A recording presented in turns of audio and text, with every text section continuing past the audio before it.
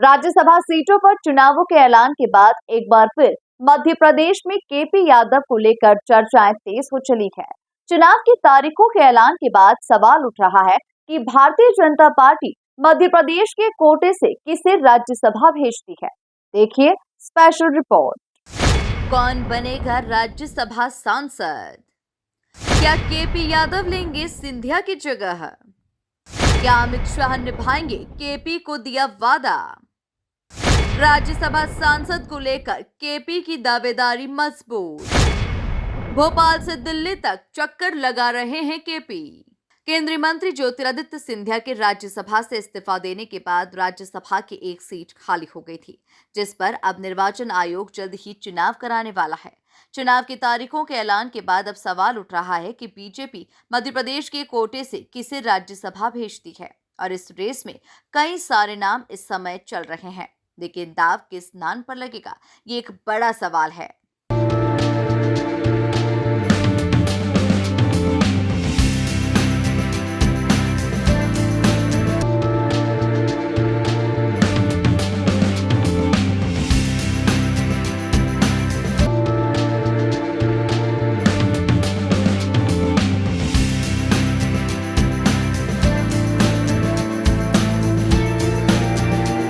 Rajya Sabha seat पर प्रदेश के कई दावेदार नजर आ रहे हैं। कई नाम काफी तेजी से चर्चा में है, लेकिन इन सब में सबसे ज्यादा मजबूती से केपी यादव का नाम सामने आ रहा है।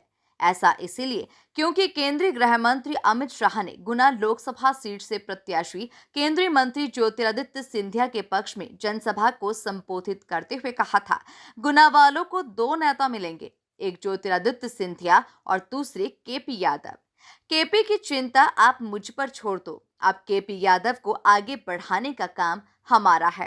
प्रचंड बहुमत से जिताना, और आज मैं कहकर जाता हूं, केपी यादव ने इस क्षेत्र की बहुत अच्छी सेवा की है।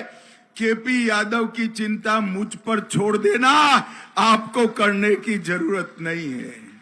भारतीय जनता पार्टी हमारे भाई केपी यादव के भविष्य की और केपी यादव को आगे बढ़ाने की सभी प्रकार की चिंता करेगी।